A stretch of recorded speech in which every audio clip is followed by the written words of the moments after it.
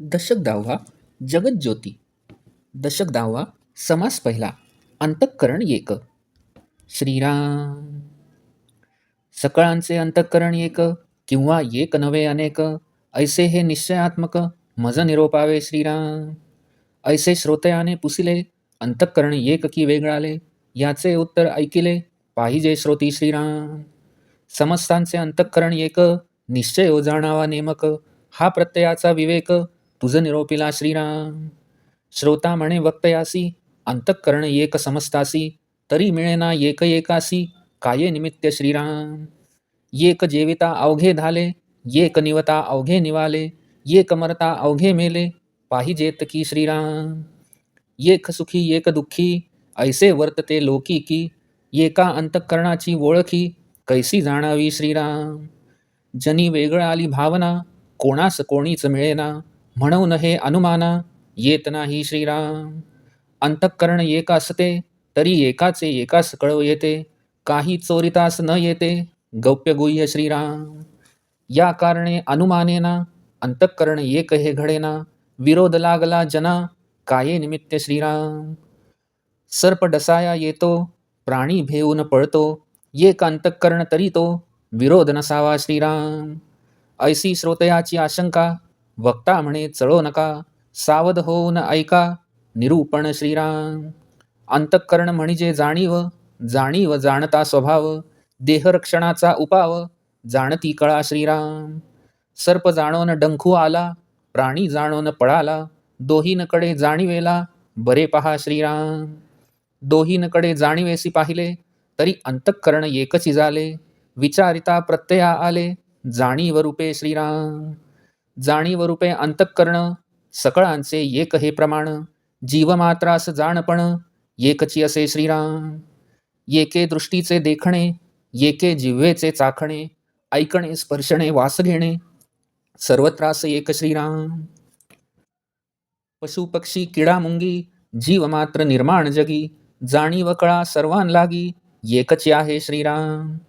सर्वास जळते शीतळ, सर्वास अग्नी तेजाळ, सर्वास अंतःकरण केवळ, जाणती कळा श्रीराम. आवडे नावडे ऐसे झाले, तरी हे देह स्वभावावरी गेले, परंतु हे कळो आले अंतःकरण योगे श्रीराम. सर्वांचे अंतःकरण एक, ऐसा निश्चयो निश्चयात्मक, जाणती याचे कौतुक चहूंकडे श्रीराम. इतुकेन फिटली आशंका, आता अनुमान करू नका, जाणणे तितुके एका अंतःकरणाचे श्रीराम. जाणोन जीव चारा घेती, जाणोन भीती लपती, जाणोन या पळोन जाती, प्राणी मात्र श्रीराम. किडा मुंगी पासून ब्रह्मादिक, समस्तास अंतःकरण एक, ये गोष्टीचे कौतुक प्रत्यय जाणावे श्रीराम. थोर लहान तरी अग्नी, थोडे बहु तरी पाणी, न्यून पूर्ण तरी प्राणी, अंतःकरणे जाणती श्रीराम. कोठे उणे कोठे अधिक, परंतु जिन समासला एक, जंगम प्राणी कोणी एक, जाटिल्या विण नाही श्रीराम. जाणीव म्हणजे अंतःकरण, अंतःकरण विष्णूचा अंश जाण, विष्णू करीतो पाळण, येणे प्रकारे श्रीराम. नेणता प्राणी संवारतो, नेणीव तमोगुण बोली जेतो, तमोगुणे रुद्र संवारितो, येणे प्रकारे श्रीराम. काही जाणीव काही नेणीव, हा रजोगुणाचा स्वभाव, जाणता नेणता जीव, जन्मास येती श्रीराम. जाणीवेने होते सुख, नेणीवेने होते दुःख, सुख दुःख आवश्यक उत्पत्ती गुणे श्रीराम.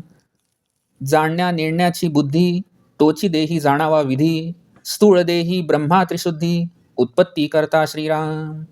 ऐसा उत्पत्ती स्थिती संहार, प्रसंगे बोलिला विचार, परंतु याचा निर्धार प्रत्यय पहावा श्रीराम. इति श्री दासबोधे गुरुशिष्य संवादे अंतःकरण एक नाम समास पहिला समाप्त.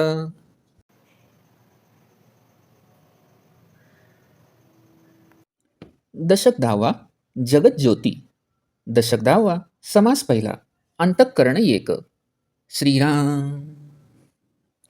श्रोते विचारतात की प्राणी मात्रांचे अंतःकरण एकच आहे की ते वेगळे वेगळे आहे, हे आपण निश्चितपणे आम्हाला सांगावे. श्रोत्यांनी जो प्रश्न केला आहे की सर्वांचे अंतःकरण एकच आहे की वेगवेगळे आहे, याचे उत्तर आता श्रोत्यांनी ऐकावे. सर्वांचे अंतःकरण एकच आहे हे निश्चितपणे जाणावे. हा माझा प्रत्यक्ष अनुभव आहे, तो मी तुला सांगितला. यावर श्रोता वक्त्याला म्हणतो, की सर्वांची अंतःकरणे जर एकच आहेत, तर ते एकमेकांशी समरस का होत नाहीत? असे जर असते, तर एक जेवला असता, तर सर्वांची पोटे भरली असती. एक शांत झाला असता, तर सगळे शांत झाले असते. एक मेला असता, तर सर्वच मेले असे व्हायला हवे होते. जगात एक सुखी, तर एक दुःखी असे दिसून येते. तर सर्वांचे अंतःकरण एकच आहे, असे कसे जाणावे? जगात प्रत्येकाची भावना वेगवेगळी असते. एकाचे दुसऱ्याशी पटत नाही, म्हणून हे म्हणणेही पटत नाही. सर्वांचे अंतःकरण एकच असते, तर एकाच्या मनातील विचार दुसऱ्याला कळले असते. मग एखादी गुप्त गोष्ट चोरून ठेवताच आली नसती. म्हणून हा निष्कर्ष काही बरोबर वाटत नाही. अंतःकरण एकच आहे, हे बरोबर वाटत नाही. जर असे असते, तर एकमेकात विरोध किंवा तक्रार का झाली असती? सर्प दंश करायला येतो आणि माणूस भिवून पळू लागतो. जर अंतःकरण एक असते, तर असा विरोध दिसला नसता. अशी श्रोत्यांची शंका ऐकून वक्ता म्हणतो, की श्रोत्यांनी आपले मन द्विधा होऊ देऊ नये. या प्रश्नाचे उत्तर त्यांनी सावध होऊन ऐकावे. अंतःकरण म्हणजे जाणीव होय. जाणीव म्हणजे जाणण्याची शक्ती. या जाणीवेमुळेच आपल्याला देहरक्षणाचा उपाय सुचतो. या जाणीवेच्या प्रेरणेने सर्प डंख करण्यास येतो आणि त्याच जाणीवेच्या योगे तो माणूस दुसरीकडे पळतो. या दोघांमध्ये देहरक्षणाची जाणीवच प्रेरणा देत असते, हे लक्षात घ्यावे. दोघांमध्ये जाणीवेची प्रेरणा आहे, म्हणून दोघांचे अंतःकरण जाणीव रूपाने एकच असले पाहिजे, असा प्रत्यक्ष अनुभव येतो. जाणीव रूपाने सर्वांचे अंतःकरण एकच असते, म्हणजे प्रत्येक जीवमात्रात जाणीव एकच असते. डोळ्यांनी पाहणे, जिभेने चव घेणे, ऐकणे, स्पर्श करणे, वास घेणे या इंद्रियांच्या क्रियेमागील प्रेरणा देणारी जाणीव सर्वात एकच असते. पशु, पक्षी, किडा, मुंगी किंबहुना जगात जन्माला आलेला जीव या सर्वांना जाणीव एकच असते. सर्वांना पाणी गारच लागते, अग्नी उष्णच लागतो. याप्रमाणे सर्वांचे अंतःकरण म्हणजे जाणीव एकच असते. प्रत्येकाची आवड-निवड ही ज्याच्या त्याच्या देह स्वभावानुसार असते, पण प्रत्येकाला तिचे ज्ञान जाणीवेच्या अंतःकरणाच्या योगेच होते. तेव्हा सर्वांचे अंतःकरण एकच आहे, हे आता अगदी पक्के निश्चित झाले. हेच नवल आपल्याला जगात सर्वत्र पाहायला मिळते. इतके सांगितल्यावर श्रोत्यांची शंका फिटली. आता श्रोत्यांनी उगीच तर्क काढू नये. ही जाणीव म्हणजे जाणणे हे एका अंतःकरणाचेच असते. या जाणीवेमुळेच जीव चारा खातात, भीतीने लपतात. जाणीवेनेच प्राणी पळूनही जातात. किडामुंगीपासून ब्रह्मदेवापर्यंत सर्वांचे अंतःकरण एकच आहे. या गोष्टीचे कौतुक प्रत्येकाने अनुभवाने जाणावे. अग्नी लहान असो वा मोठा असो, पाणी थोडे असो की पुष्कळ असो, पाणी ते पाणीच व अग्नी तो अग्नीच असतो. त्याचप्रमाणे मनुष्य प्राण्यात जाणीव कमी असो वा अधिक असो, सर्व प्राणी अंतःकरणाने जाणतात. काही प्राण्यात जाणीव कमी असते, तर काही प्राण्यात ती जास्त असते. तिचे मूळ स्वरूप एकच असते. कोणीही हालचाल करणारा प्राणी अंतःकरणाशिवाय असू शकत नाही. अशा प्रकारे जाणीव म्हणजे अंतःकरण होय. अंतःकरण हा विष्णूचा अंश आहे. अशा प्रकारे विष्णू हा विश्वाचा पालन करता आहे. ज्यांच्या ठिकाणी जाणीव नसते, त्या प्राण्यांचा नाश होतो.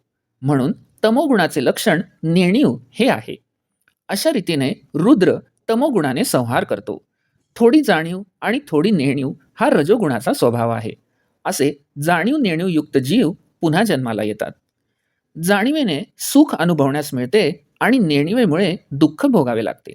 म्हणून जीव जन्माला आला की त्याला सुख व दुःख दोन्ही भोगावे लागते. जाणीव नेणीवपणाची बुद्धी हाच देहात ब्रह्मदेवाचा अंश जाणावा.